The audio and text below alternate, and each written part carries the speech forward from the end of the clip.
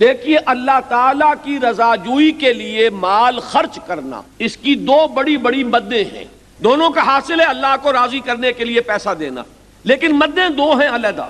ایک مد ہے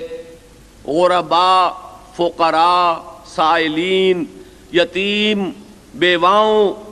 اور مقروضوں پر خرچ کرنا، یعنی انسانوں ہی میں سے جو محتاج ہیں، ضرورت مند ہیں، اپنی معاشی کفالت کرنے پر خود قادر نہیں ہے، خود کفیل نہیں ہے،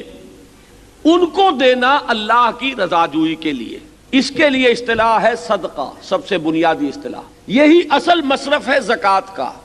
اچھا، اللہ کی راہ میں یا اللہ کی رضا جوئی کے لیے خرچ کرنے کی دوسری مد ہے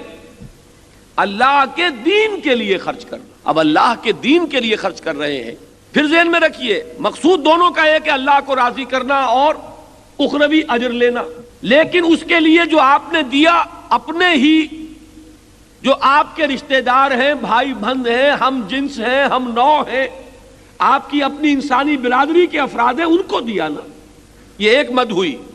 اللہ کی نگاہ میں اس کی بھی بڑی قدر ہے، بہت اجر دے گا، لیکن اللہ کا دین وہ تو اللہ کا ہے، اس کو اگر کچھ دے رہے ہو، اس کے لیے کچھ خرچ کر رہے ہو تو اللہ اسے اپنے ذمے قرض سے تعبیر کرتا، اس لیے کہ تم نے میرے دین کو دیا، میرے نام کی سربلندی کے لیے دیا، میرے دین کو کا بول بالا کرنے کے لیے دیا، تو یہ گویا کہ قرض حسنہ ہے اللہ کے ذمے۔